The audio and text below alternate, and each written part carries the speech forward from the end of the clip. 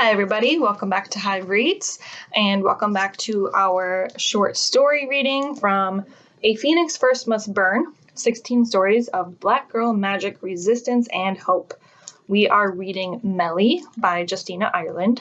So we have met our main character, Melie. She got some mermaid tears to help with the High Sorcerer for some spell he's doing. She's not quite sure because he won't tell her anything and kind of refuses to teach her or train her in any spell casting or magic, even though she knows that she has so much power and she's kind of learned as much as she can from the witch in her village back home. So she's gone to the High Sorcerer now to hopefully advance her powers, but again is being turned away quite often. So that was the setup that we learned last time, and now we will continue Melie's story. I woke the next morning to screams. At first I thought I was having a nightmare, or that maybe there was a banshee in the castle complex, but when I opened my eyes, I realized they were sobs of despair, and they were very near. I didn't stay in the sorcerer's tower, like most of the apprentices. Instead, Hansen had secured lodgings for me in the servants' quarters. In hindsight, I should have known right then that I was never going to get anything more in the way of training than a lot of time in the library, studying and translating. Poor Molly, Meredith, too weak and useless to even bother training. But Melie, she was going to stop wasting her time. I decided last night that I'd look into going abroad to study. Cladonia was not the only land with a high sorcerer, and perhaps I'd find someone more amenable to teaching me someplace else. But for now, I had to see what sort of disaster was afoot in the palace. I got up and dressed quickly and went out to find the source of the disturbance. A trio of maids sobbed in the hallway. They each wore a different colored dress to denote the part of the government complex where they worked, but their skin was all the same reddish-brown usually found in the people of the north. Their hair was in the single high braid of northern ladies as well, and their tears gave me momentary pause. Northerners were rumored to be reserved in their emotions, but apparently these girls hadn't gotten the memo. "What's the matter?" "Oh, Melie, it's just terrible. The Minister of War's son has been cursed. The most handsome boy in all of the castle, and he's been turned to stone," said one of the maids. "The sorcerer said he's helpless to undo the spell without the heart of a dragon, and now everyone is taken to the mountains to find one," said another. "And everyone knows that bothering a dragon is the fastest way to die," wailed the third, which set the trio off on another bout of tears. There, I said, quite awkwardly, patting one, then another, and then the other of the maids.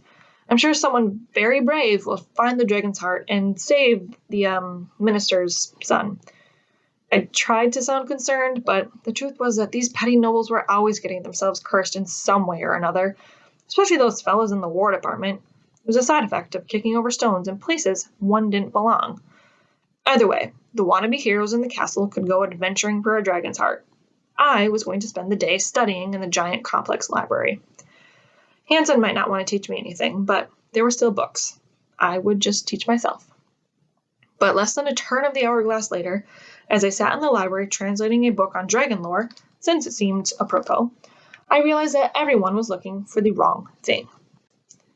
Hansen had sent the castle's best warriors out to find a dragon's heart, but the translation said enchantments could be broken by a dragon's heat, which I took to mean its heated breath.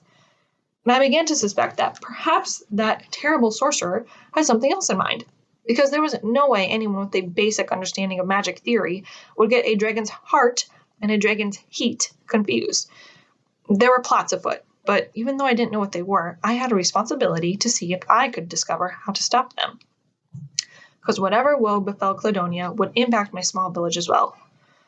"Oh, crap," I muttered, closing the book. I was going to have to find a dragon. 3 turns of the hourglass found me riding in the back of a hay wagon through the foothills outside the castle, across farmland and up into the aptly named Dragonkill Mountains.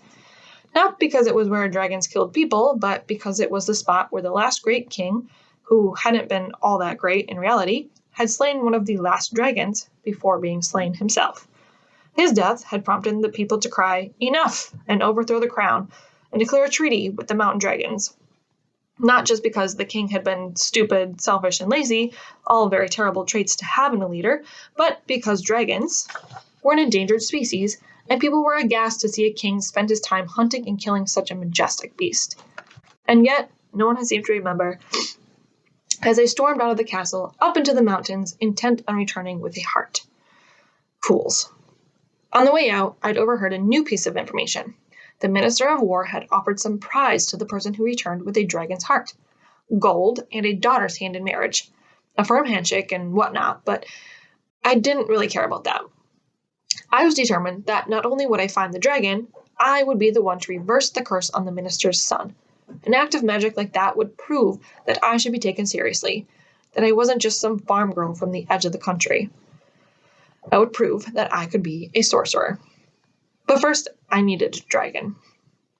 As I traveled farther from the castle complex, it seemed clearer to me just how very suspicious everything Hansen had done was, when taken in full measure. And during the wagon ride, I wrote myself a little spell for clear eyes, clear heart, clear mind. I was somewhat suspicious that Hansen had managed to cast a spell that had infected everyone in the complex with some kind of strange admiration. Bumping along in the back of the wagon, it seemed incredible I would want to work with a man who couldn't even remember my name. And the more I thought about the entire situation, the more convinced I became that I needed to find these dragons before anyone else did, because they might not be enamored of Hansen this far from the castle, but greed was always an effective motivator. The wagon dropped me in Grantham, a small town that was considered the last vestiges of civilization before one entered the rough part of the mountains. It was clear from the activity in the town that I would have some competition in my dragon hunt. Men and women in armor traipsed through the town, leading horses laden with provisions. I hefted my own bag, mostly filled with books, but also containing a few pastries and apples, and headed toward the winding road outside of town. The trees grew closely together, tall pines with thick trunks, and the undergrowth was thick with ferns and waist-high anthills that I had no intention of disturbing. As I walked until the town was no longer visible through the trees, I wondered how all of those warriors had planned on finding a dragon. Luckily, I had magic on my side, and the one thing I knew how to do was find something. A seeking spell was simple enough that even a child could use it. I used a pocket knife to slice off a thick lock of my hair and wrapped it around a fallen pine branch. Then, with the prick of the knife, I bound the hair to the branch with a bit of blood, because magic always requires a sacrifice of some sort, and I began to mutter the incantation. Buy my hair, buy my blood, take these offerings. Search this land for the thing I seek, and direct me in my searching. I was supposed to say the incantation thrice, but on the second time through, the stick began to glow and pull me through the forest. Quickly. I had to hop and skip to avoid rotten logs and fallen debris, and a near miss with one of the giant anthills had me squeaking and brushing at my trousers to rid myself of the small creatures. But it seemed like my spell was working. Eventually, the woods opened onto a beautifully clear lake, the water reflecting back the sunset. Nearby was a small cave, far too small for a dragon, and disappointment flooded me. I'd wanted a dragon, but what I'd gotten instead was a lovely place to spend the night. I sighed, sat down on a rock, and began to eat one of my apples. Maybe Hansen was right. Maybe I wasn't cut out to be much more than a hedge witch. Despair weighed me down, making me sleepy, even though the sun was just beginning to dip toward the horizon. I walked into the cave, making sure it wasn't occupied, and then I bedded down for the night. I would worry about finding the dragon on the morrow. I woke with a start to the sound of someone singing, the sound low and musical and heartbreakingly beautiful. A boy, and it was coming from outside the cave. I climbed to my feet and walked out into the cool night in search of the source of the melody. I kind of wished I had thought to bring a coat, but my blanket did the trick well enough. Just a few feet outside the cave sat a youth, tending a small fire. He startled when he saw me, and I held my hands up so he would see I meant him no harm. "I'm sorry, I heard you singing. Do you mind if I join you?" The boy had a brace of fish roasting over the fire, and my stomach growled loud enough to silence the sound of the chirping night creatures in the nearby woods. "I only had an apple for dinner," I said, by way of apology. The boy smirked. "I have an extra fish if you're hungry." I grinned. "That would be delightful. I have more apples I can share." I went back into the cave and came back with 2 of my apples. The boy took one and bit into it with gusto. "I'm Lyle, by the way," he said. His manners were definitely better than mine. "Melie, are you out here looking for the dragon?" The boy stilled and tilted his head to the side, the motion so endearing that I felt warmth that could not be attributed to the fire. His face was very nice, from what I could tell in the firelight, and I tried to tell myself that my fluttery feelings were caused by hunger, not by him. "Dragon?" he asked. "Oh, I suppose you haven't heard." The boy had the same deep, dark skin of the southern clans, his hair in a pattern of tight braids. His eyes were strange, though, a golden color that seemed to glow in the firelight. I wanted to ask him where he was from, how he came by his strange coloring, but that would be rude.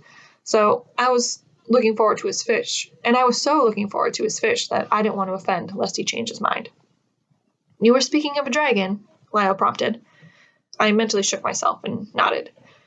"The Minister of War's son was turned to stone by a curse, and there's a horde of adventurers now looking for a dragon's heart to break the spell." "What about you?" he asked, sliding a fish off a stick onto a wide green leaf and handing it to me. My fingers brushed his as I took the generous gift, and a shock of power flashed down my arm. Not magic, but the kind of power that made me wonder what it would be like to kiss this boy. "Thank you," I said, embarrassed by the sudden thought, even though Lyle's smile had warmed considerably at the contact as well. "I'm trying to become a sorcerer. It's not going great, but about the dragon's heart, I think Hansen, that's the high sorcerer, well, I think he's wrong. Or maybe plotting something? I'm not quite sure yet. See, I've read up on dragons a lot, and one of the reasons they were hunted back in the old days is because they had the ability to break curses, and the old mages didn't like that." Lyle stared at me, and I picked up my fish, feeling indescribably silly. Anyway, I doubt I'll find a dragon anyway, since they've been hunted near to extinction, and my seeking spell led me here. Lyle took a fish from the fire and bit into it, picking bones out of his mouth as he chewed it.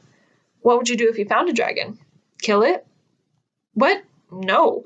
Dragons are supposed to be intelligent and witty. I'd mostly want to talk to one." "Well, assuming it didn't incinerate me first. Not that I could blame it for taking offensive action, especially given how awful humans have been in the past. Anyway, that's a lot about me. What brings you to these woods?" He smiled, a flash of teeth that transformed him from handsome into something more, and I found my heart pounding in a way I didn't quite care for.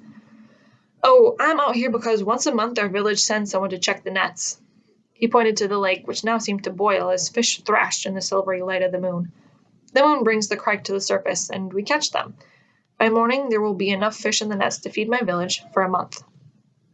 Something about what Lyle said rang false. There was something he was leaving out, something important, and my face tingled with the omission thanks to my clear eyes, clear heart, clear mind spell. I watched him carefully, waiting for the spell to show me that lie, but I got nothing beyond the tingle. Really wasn't having much luck with my spellcasting. And I couldn't deny that there were indeed fish and nets, so I wasn't sure what he'd said that was untrue. I pushed the feeling to the side. "That's amazing. I wasn't aware that there were any villages up this high in the mountains." Lyle nodded. "You should come back with me.